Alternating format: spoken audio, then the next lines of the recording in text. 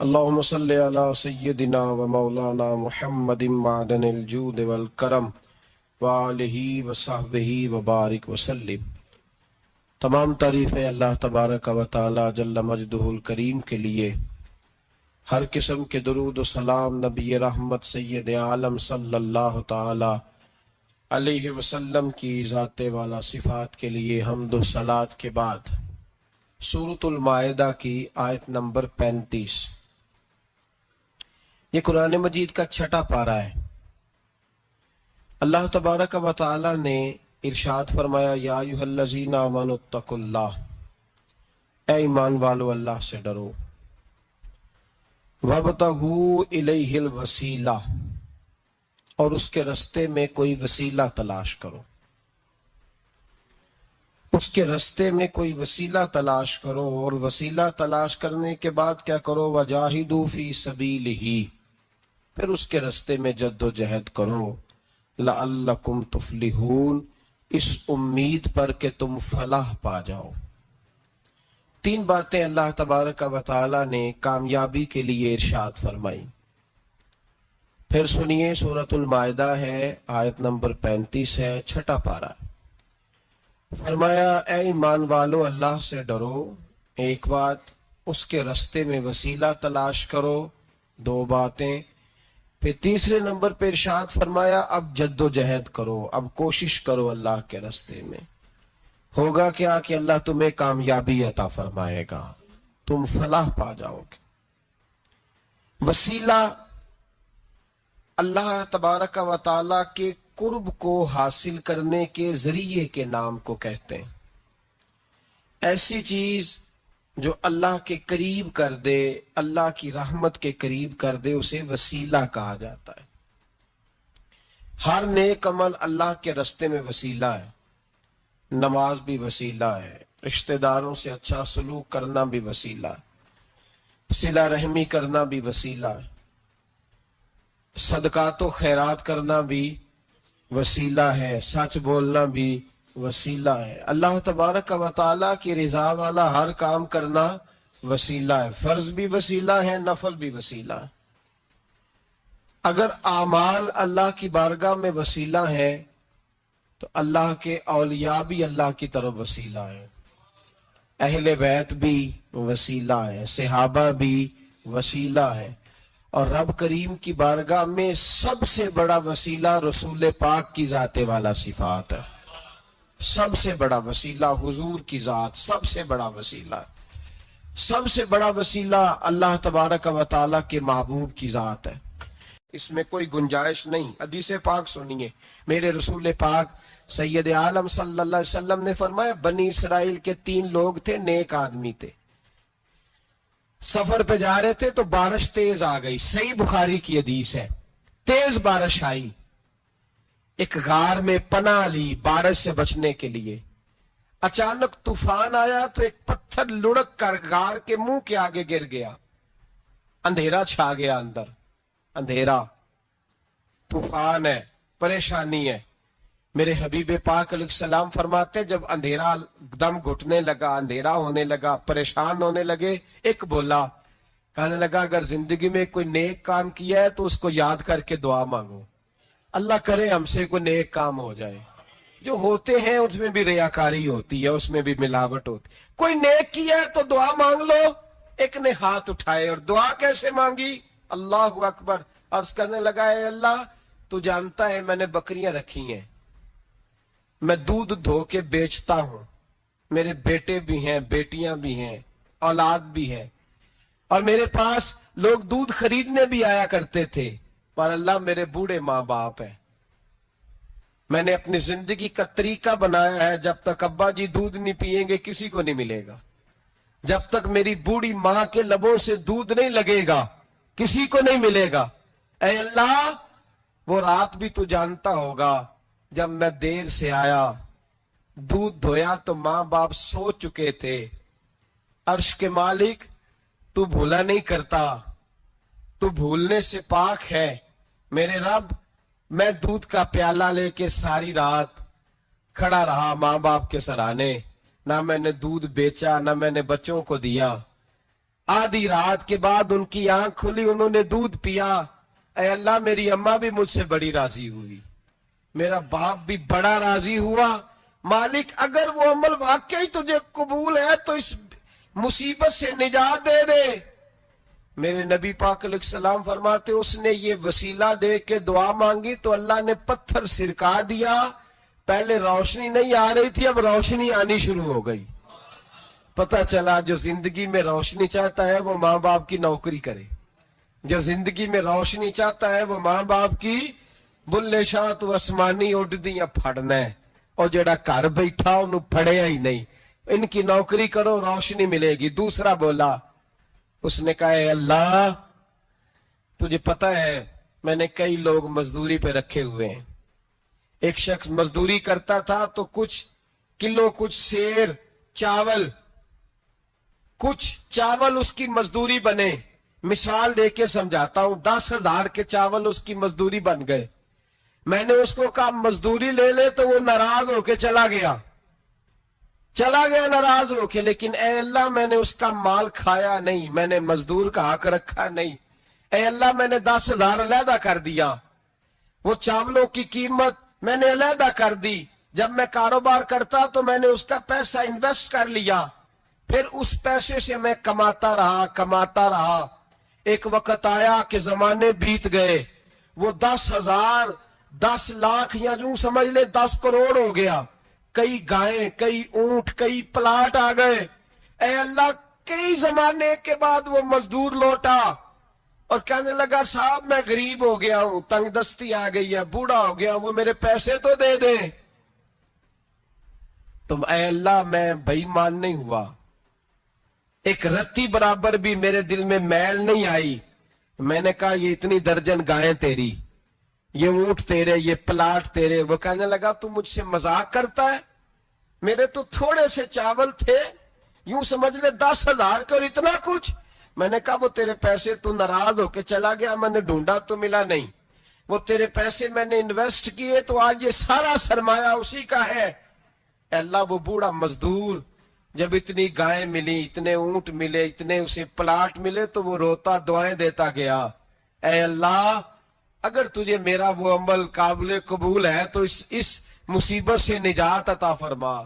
میرے نبی پاک سید عالم صلی اللہ علیہ وسلم فرماتے پتھر تھوڑا اور ہٹ گیا. اب تیسرا بولا, عمل کا وسیلہ دے کے او بھائی کوئی عمل بچا کے رکھ, کچھ کر لے, کچھ زندگی میں اکٹھا کر لے. کوئی تو ایسا عمل ہو جب قیامت آئے تو مصیبت سے بچ سکے, تو قبر میں مصیبت سے بچ سکے, تو دنیا میں مصیبت سے بچ سکے. میرے رسول پاک سید عالم صلی اللہ علیہ وسلم فرماتے تیسرا بولا, کہنے لگا اے اللہ تو جانتا ہے میں جوان, میں رانا, میں حسین, مجھے عورتیں دعوت دیتی تھی, اپنی طرف مائل کرتی تھی, لیکن میں کسی پر نہ دیکھتا. بس ایک چچا کی بیٹی پہ میں عاشق ہو گیا, اس کے میں قریب جانے لگا, بلانے لگا. 100 دینار بھی اکٹھے کیے اس کو دینے کے لیے. ایک ایسا وقت آیا کہ وہ راضی بھی ہو گئی. اے اللہ تنہائی بھی آ گئی. یوں سمجھ لو کہ میں جوان بھی, حسین بھی, مالدار بھی, میں چاہوں تو ایک ایک دن میں 4 دفعہ میں بدکاری کر سکتا تھا. اے اللہ ساری خوبیاں تھیں. وہ بی بی میرے پاس آئی, کمرہ, تنہائی, کوئی دیکھنے والا نہیں تھا. جب میں اس کے قریب جانے لگا تو وہ عورت کہنے لگی تو رب سے ڈر جا, رب سے ڈر جا, رب سے ڈر جا. اے اللہ طاقت بھی, جوانی بھی, حسن بھی, مال بھی, میں سب کچھ کر سکتا تھا پر تیرے لیے. اور اگر مسلمان ہوگا تو کہے گا اے اللہ تیرے رسول کے لیے, اے اللہ مدینے والے چاند کی بات مان کے, اے اللہ آمنہ کے معصوم کی بات مان کے, اے اللہ جناب فاطمہ الزہرا کے ابا کی بات مان کے میں نے اپنے نفس کی خواہش کو کچلا, اور کچل کر کے میں نے وہ گناہ نہیں کیا, اس کو آزاد کر دیا. اگر وہ عمل تیری بارگاہ میں قبول ہے تو نجات دے دے. میرے نبی پاک فرماتے ہیں بس دعا ختم ہوئی تو اللہ نے پہاڑ دور پھینک دیا, اللہ نے نجات دے دی. اللہ کرے میری ملت کے جوان کو بھی یہ نیکی نصیب ہو جائے. اللہ کرے ماں باپ کی خدمت کرنے والے بن جائیں، اللہ کرے ہم مزدوروں کا حق دینے والے بن جائیں، اللہ کرے ہم بے ایمانی دھوکے بازی کو چھوڑ دیں۔ اگر کوئی ایسا عمل ہوگا تو اللہ دنیا میں بھی نجات دے گا مشکلوں سے، قبر میں بھی اللہ نجات عطا فرمائے گا، قیامت میں بھی اللہ۔ عمل کا وسیلہ دینا رب کی بارگاہ میں جائز ہے، بولیے اللہ کے ناموں کا وسیلہ دینا جائز ہے۔ کوئی بھی عبادت اگر خلوص کے ساتھ کی جائے، میرے نبی پاک نے فرمایا فرض نماز پڑھ کے تو جو دعا بھی مانگے گا رب تیری قبول فرما لے گا۔ فرض نماز پڑھ کے جو دو دعا بھی مانگے گا اللہ تیری، اس کا مطلب ہے اعمال کی برکت سے اللہ دعائیں قبول کرتا ہے، اللہ دعائیں قبول، بس پھر وہی دعا کرتا ہوں اللہ ہمیں خلوص والے عمل کی توفیق عطا فرما۔ اچھا یاد رکھیے گا، مظفر وارسی کہا کرتے تھے کہ چلے نہ ایمان دو قدم بھی اگر تیرا ہم سفر نہ ٹھہرے۔ یا رسول اللہ اگر آپ کو ساتھ نہ لوں تو میرے ایمان کی گاڑی دو قدم بھی نہیں چل سکتی۔ اور حضور قبر حشر آخرت تو وسیلہ علیحدہ چیز ہے نا، میں تو زندگی کے شب و روز گزارنے کے لیے آپ کا محتاج ہوں، آپ کے بغیر، آپ کی سنت و شریعت کے بغیر میری زندگی بھی نہیں گزرتی۔ کہنے لگے چلے نہ ایمان دو قدم بھی اگر تیرا ہم سفر نہ ٹھہرے اور تیرا وسیلہ دیا نہ جائے تو زندگی معتبر نہ ٹھہرے۔ اور لبوں پہ ایاک نستعین ہے پر میرا اس حقیقت پہ بھی یقین ہے، اگر تیرے واسطے سے مانگوں کوئی دعا بے اثر نہ ٹھہرے۔ نبی پاک بھی وسیلہ ہے، نیک اعمال بھی وسیلہ ہے۔ دو تین قسم کے گروہ پیدا ہو گئے ہیں امت مسلمہ میں۔ یہ وابتغوا الیہ الوسیلہ کے تحت شاہ ولی اللہ صاحب محدث دہلوی رحمت اللہ تعالی علیہ جو امت مسلمہ کے متفقہ امام ہیں، تمام مسالک جن کا احترام کرتے ہیں، شاہ ولی اللہ صاحب نے لکھا ہے کہ وابتغوا الیہ الوسیلہ سے مراد یہ ہے کہ اللہ فرماتا ہے اکیلے نہ آ جانا، کسی مرشد کامل کا دامن تھام کے آنا، ایسے اکیلا نہ آ جانا کہ تیرا کوئی وارث ہی نہ ہو، کسی کا دامن تھام۔ اب دو تین جماعتیں پیدا ہو گئیں، ایک سرے سے قائل ہی نہیں وسیلے کے، وہ کہتے ہیں جی نماز کا وسیلہ دے لو، روزے کا وسیلہ دے لو، حج کا وسیلہ دے لو، نبی پاک کا نہ دینا۔ وہ خدا کے بندو، نماز کا وسیلہ دینا درست ہے، میں نے شروع میں کہا کہ یہ بھی وسیلہ ہے، لیکن نماز پتہ نہیں قبول ہے کہ نہیں قبول۔ روزے کا وسیلہ دینا درست ہے پر پتہ نہیں وہ قبول ہے کہ نہیں۔ حج کا وسیلہ دینا حرج نہیں، دینا چاہیے، لیکن پتہ نہیں ہمارے حج ٹوٹے پھوٹے ہیں، قبول ہے کہ اس رسول کا وسیلہ کیوں نہ دیں جو ہر حال میں اللہ کی بارگاہ میں قبول ہی ہے، ہر حال میں اللہ کی بارگاہ میں۔ بلکہ اعلیٰ حضرت فرماتے ہیں بخدا خدا کا یہی ہے در، نہیں اور کوئی مفر مکر، جو وہاں سے ہو یہیں آ کے ہو، جو یہاں نہیں تو وہاں نہیں۔ تو یاد رکھیے گا نبی پاک کا وسیلہ سب سے معتبر وسیلہ ہے۔ اب لوگ اس جھگڑے میں پڑ گئے اور جتنی جتنی تعلیم عام ہوتی جاتی ہے لوگ دروازہ رسول سے دور ہوتے چلے جا رہے ہیں، بجائے اس کے کہ محبت رسول بڑھتی، نبی پاک کا قرب بڑھتا اور ہم بھی بادشاہ لوگ ہیں، جس مرضی کی بات ہم سننی شروع کر دیتے ہیں۔ اور خدا کے بندو سنو، زندگی نبی پاک کے بغیر نہیں گزر رہی تو قبر حشر میں حضور کے بغیر کامیابی کیسے ہوگی؟ یاد رکھیں اور سمجھیں اس بات کو، اور اپنے عقیدے کو پہاڑ سے زیادہ تگڑا بنائیں۔ اس میں کوئی شک نہیں کہ نیک اعمال بھی وسیلہ ہیں، پر بھائی مجھے تو اپنی نماز پر اعتبار نہیں، اس لیے کہ میں خلوص سے پڑھتا ہی نہیں، کئی جگہوں پہ کمی محسوس ہوتی ہے، کئی جگہوں پہ نقص محسوس ہوتے ہیں۔ روزے رکھے ہیں، ہمیشہ سے رکھ رہے ہیں، لیکن کوئی ایسا مان اور بھروسہ نہیں کہ بخشوائیں گے۔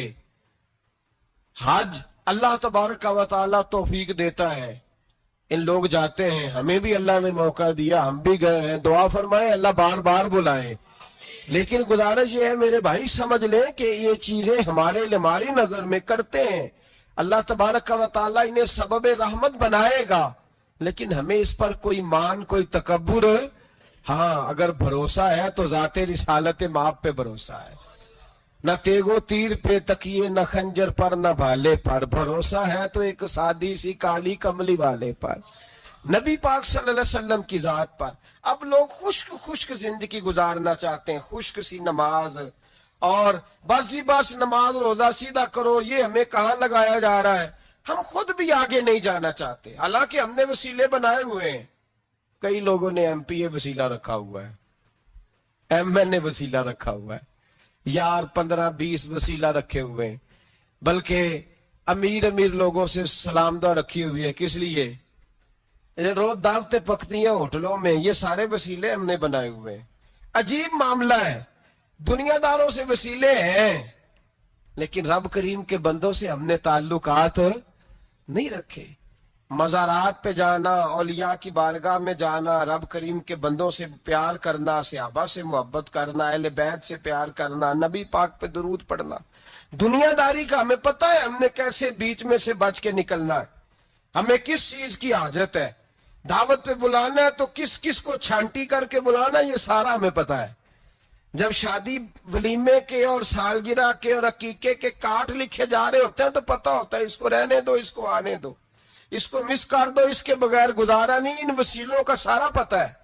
اللہ رسول کے وسیلے کی بات آتی ہے تو ہم بھی فتویٰ پوچھنے چلے جاتے ہیں، ہم بھی تفصیلات پوچھتے ہیں۔ ادھر ادھر نہ جا، یاد رکھ بغیر مصطفیٰ کے تیرا کوئی کام نہیں چل سکتا، بغیر نبی پاک کے تیری زندگی گزر سکتی سوال ہی نہیں پیدا ہوتا۔ یہ وسیلہ ضائع نہ کر بیٹھنا، ایسے کسی کی بات میں نہ آ جانا۔ یہ ایمان ہے، یہ ایقان ہے، یہ لذت ہے، یہ حسن ہے، یہ سرمایہ ہے، کسی جگہ اس میں کوتاہی نہ کر لینا، ایک ذرہ برابر تیرے دل میں نقص نہ واقع ہو جائے۔ یاد رکھنا نیک اعمال بھی وسیلہ ہے۔ اللہ کرے کہ ہمارے عمل ایسے ہوں کہ اللہ کی بارگاہ میں قبول کیے جائیں۔ اللہ کرے کہ ہمارے عمل ایسے، اعمال کا وسیلہ دینا 100% جائز ہے۔ اگر یہ والا وسیلہ جائز ہے تو بتائیے نبی پاک کا وسیلہ جائز نہیں؟ عمل میں تو کوئی کوتاہی ہو سکتی ہے لیکن حضور کی وجاہت میں کوئی کوتاہی ہو سکتی، نبی پاک کی رحمت میں کوئی کمی ہو سکتی۔ ادھر سنو، ایک پہلو ذرا گہرائی سے، ایک بات عقیدے کی اس کو یاد رکھنا، اللہ کو کوئی بندہ نا مجبور نہیں کر سکتا کہ ہم نے نبی پاک کو لا کے کھڑا کر دیا ہے تو اللہ مجبور نہیں ہو گیا۔ یہ سمجھ لیں، اللہ مجبور ہے، ایک مجبور ہوتا ہے، ایک پیار ہوتا ہے۔ ان دونوں چیزوں میں اللہ کو اپنے رسول سے پیار ہے۔ نبی پاک فرماتے ہیں میں دعا کرنے گیا، اے اللہ میری امت پہ قحط نہ آئے، اللہ نے فرمایا حبیب نہیں آئے گا۔ اے اللہ میری امت کے چہرے نہ بدلیں، گناہ کرے تو مسخ نہ ہو، حبیب نہیں بدلیں گے۔ حضور فرماتے ہیں میں نے ہاتھ اٹھایا کہ اللہ یہ آپس میں لڑے نہ، توجہ کرنا جملوں پہ، اے اللہ یہ آپس میں لڑے نہ۔ اللہ یہ بھی کہہ سکتا تھا حبیب یہ نہیں قبول کرنی دعا، اللہ بے نیاز ہے نا، چاہے قبول کرے اور چاہے، توجہ کرو غور کرو بات پہ، اللہ چاہے تو قبول کرے، چاہے تو، اے اللہ میری امت لڑے نہ، تو یہ نہیں فرمایا حبیب قبول نہیں کرتا، کہ محبوب یہ دعا مجھ سے مانگ ہی نہ، اے حبیب تو دعا مانگ، تو مانگے میں قبول نہ کروں، یہ ہو نہیں سکتا، اس طرح کر یہ دعا مجھ سے۔ نبی پاک نے منافقین کے لیے دعا کرنی چاہیے کہ اے اللہ، اے مولا تو مہربانی فرما، اے اللہ کرم فرما، منافقین کو بھی بخش دے۔ تو میرے رسول پاک علیہ السلام فرماتے ہیں رب کریم نے مجھے منع کیا، اے محبوب یہ والی دعا، یہ دعا ہی نہ مانگ، یہ دعا اللہ کو کوئی مجبور کر سکتا، لیکن اگر اللہ پیار کرے تو، بھائی دنیا داری کا چودھری صاحب کا، مولوی صاحب کا، پیر صاحب کا ایک عام مشہور مقولہ ہے، فلاں بندہ آ گیا تھا اس کو میں انکار نہیں کر سکتا تھا۔ کیوں جی؟ وہ بندوق لے کے آیا تھا، کر دینا تھا انکار۔ فلاں آدمی آ گیا تھا پھر میں اس کو انکار، اور فلاں بندے کو ساتھ لے آیا تھا اس کو انکار ہو سکتا؟ کیوں جی؟ دو باتیں ہوتی ہیں، یا پیار بڑا ہے یا عزت بڑی ہے۔ دو ہی باتیں ہیں، یا میں اس سے پیار بڑا کرتا ہوں یا میں اس کی. اللہ اپنے نبی سے پیار بھی بڑا کرتا ہے اور اپنے نبی کی عزت بھی بڑی فرماتا ہے. بس یہ سمجھ لے بات. وسیلے کا معنی یہ ہے کہ اللہ اپنے نبی سے پیار کرتا ہے، اپنے محبوب کو اللہ بڑی عزت عطا فرماتا ہے. نبی پاک سید عالم صلی اللہ علیہ وسلم کے وسیلے کا یہ حال تھا کہ صحابہ ہر کام کے لیے دروازے رسول پہ پہنچ جاتے تھے. پیاس لگی تو حضور کے پاس، بھوک لگی تو نبی پاک کے پاس. حضرت ابو ہریرہ کو حافظہ چاہیے تو نبی پاک کے پاس. کسی کو اولاد کی ضرورت ہے تو وہ رسول پاک کے پاس. کسی کو طاقت کی ضرورت ہے تو وہ بھی نبی پاک کے پاس. ہر آدمی جاتا تھا، انہیں پتا تھا دیتا خدا ہی ہے پر وسیلہ مصطفیٰ دیتا ہے صلی اللہ علیہ. اور حضور نے فرمایا انما انا قاسم. بخاری مسلم میں فرمایا میں تو بانٹنے والا ہوں، میں قاسم ہوں، میں قاسم ہوں. واللہ یؤتی، ہاں عطا کرنے والا اللہ ہے. میں قاسم ہوں اور دینے والا اللہ ہے. صحابہ ہمیشہ نبی پاک کے واسطے سے دعا مانگتے. انہیں پتا تھا اگر تیرے واسطے سے مانگوں تو کوئی دعا بے اثر نہ ٹھہرے. ترمذی شریف، ابن ماجہ، دیگر تمام کتب میں امام احمد نے اپنی مسند میں نقل کیا. حضرت عثمان ابن حنیف کہتے ہیں میں نبی پاک کے پاس بیٹھا تھا تو ایک نابینا صحابی آئے، عرض کرنے لگے یا رسول اللہ صلی اللہ علیہ وسلم میں نابینا ہوں، میرے لیے دعا کریں اللہ مجھے آنکھیں عطا فرمائے. دعا کریں. اب حضور نے پتہ کیا کہا؟ نبی پاک نے فرمایا دو باتیں ہیں، یا تو صبر کر لے یا میں دعا کر دیتا ہوں. صبر کرے گا تو اللہ جنت دے گا، یا تو صبر کر لے یا میں. صحابی بڑے پیارے تھے، کہنے لگے یا رسول اللہ جنت تو اللہ اپنے فضل سے دے گا ہی، میں نے نہیں صبر کرنا، مجھے آنکھیں چاہیے. اور پھر یہاں آ کے صبر کروں، این خزانے کے پاس جا کے صبر کروں؟ حضور میں نہیں صبر کرتا، اب دعا کریں. نبی پاک نے دعا سکھائی. فرمایا 2 نفل پڑھ جا کے اور 2 نفل پڑھ کے میرے وسیلے سے دعا کر. کیا کر؟ اللہ سے کہ اللہ میں تیرے پاس تیرے رسول کا وسیلہ لے کے آیا ہوں. اور پھر کہنا یا محمد انی توجہت الیک، کہنا ہے محمد صلی اللہ علیہ وسلم میں آپ کے وسیلے سے اللہ کی بارگاہ میں حاضر ہوں. اور پھر اللہ سے کہنا کہ اے اللہ تو اپنے نبی کی سفارش میرے حق میں قبول فرما. کون سکھا رہا ہے؟ بولیے کس کو؟ بولیے. کہا جا میرے وسیلے سے جا کے دعا کر. حضرت عثمان کہتے ہیں وہ چلے گئے، 2 نفل پڑھے، حضور کے وسیلے سے دعا مانگی. فرماتے ہیں وہ چلے گئے پر ہم کوئی نہیں گئے. آپ کیوں نہیں گئے؟ تو صحابہ کا نظریہ بتاتا ہے کہ وہ گئے اس لیے نہیں کہ ہم حضور کا معجزہ دیکھ کے ہی جائیں گے. کہتے ہیں ہم گئے نہیں. تھوڑی دیر گزری تو وہ صحابی جو اندھے گئے تھے جب واپس آئے ہیں تو اللہ نے انہیں آنکھیں عطا فرما دی. گئے تھے تو نابینا تھے، آئے تو بینا ہے. میرے نبی پاک صلی اللہ علیہ وسلم کا توسل، حضور کا وسیلہ خود حضور نے سکھایا ہے، خود نبی پاک نے. اور صحابہ کرام علیہم رضوان اس مزاج پر پورے عامل تھے. حضرت عمر فاروق صحابہ میں ایک دانشور شخصیت کا نام ہے. علم کے لحاظ سے، عمل کے لحاظ سے، بصیرت کے لحاظ سے، تقوی کے لحاظ سے ایک بڑی انفرادی اور منفرد شخصیت ہے. حضرت عمر کے زمانے میں قحط پڑ گیا، بارش نہیں ہوتی، حالات بڑے دگرگوں ہیں، پریشانی ہے. لوگ سیدنا فاروق اعظم سے پوچھتے ہیں حضور اب کیا بنے گا؟ جو میں نے پہلے حدیث آپ کی خدمت میں عرض کی وہ ترمذی اور ابن ماجہ سے. اب جو حضرت عمر کی روایت عرض کر رہا ہوں یہ صحیح بخاری میں موجود ہے.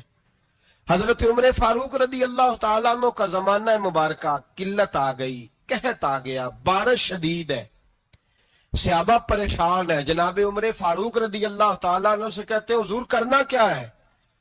حضرت عمر پہلے تو خاموش رہے، پھر حضور کے چچا جناب عباس کو بلایا، کوئی بات نہیں کی. جناب عباس کا بازو پکڑا اور کھلے میدان میں لے گئے. حضرت عمر دعا کرتے ہیں اور پوری امت کو دعا کا طریقہ بتلاتے ہیں. حضرت عمر کہتے ہیں اگر قبول کرانی ہے تو یہ طریقہ اختیار کرو، اگر اللہ کی بارگاہ میں دعاؤں کو مستجاب کرانا ہے تو یہ رنگ ہے جو امت مسلمہ کو میں سکھا رہا ہوں۔ حضرت عمر نے جناب سیدنا عباس رضی اللہ تعالیٰ عنہ کو کھڑا کیا سامنے اور دعا فرمائی، اللہم انا نتوسل الیک بنبیک، اے اللہ ہم تیری بارگاہ میں تیرے نبی کے وسیلے سے دعا کرتے ہیں، فتسکینا ہمیں بارش عطا فرما، ہمیں کس کے وسیلے سے؟ حضور، اور پھر کہا اللہم انا نتوسلک بام نبیک، اے اللہ ہم نے اپنے نبی کے چچا کے وسیلے سے بارش عطا فرما، اے اللہ ہمیں اپنے رسول کے چچا کے وسیلے سے، حضرت عباس کے وسیلے سے بارش دے۔ صحابہ کہتے ہیں جب ہم گئے تھے دعا مانگنے تو خشک سالی تھی، اور جب گھروں کو آ رہے تھے تو ہمارے کپڑے بارش سے بھیگ چکے تھے۔ اللہ نے بارش عطا کس کے وسیلے سے؟ حضرت عباس۔ اچھا یہ بات یہاں قابل غور ہے، حضرت عمر کے وسیلے سے بھی دعا ہو سکتی ہے، دعا سیدنا عمر فاروق کے وسیلے سے بھی، لیکن حضرت عمر رضی اللہ تعالیٰ عنہ نے نبی پاک کے چچا، چونکہ حضرت عباس جب آیا کرتے تھے تو حضور کھڑے ہو کے استقبال فرماتے تھے آپ کو دیکھتا ہوں تو مجھے اپنے والد کی یاد آتی۔ حضرت سیدنا عمر نے بتلایا کہ میں اس کو لے کے جا رہا ہوں جو نبی پاک کے زیادہ قریب ہے، جو حضور کے زیادہ قریب ہے، ان کے وسیلے سے دعا فرمائی۔ امت کو کیا درس دیا؟ فرمایا جو بھی حضور کے قریب ہو اس کے وسیلے سے دعا کرو، اللہ تمہیں آسانیاں نصیب فرمائے گا۔ اب ہمارا حال یہ ہے، انتشار ہے، اختلاف شک کی شک ہے، پریشانی واضح حدیثیں موجود ہیں۔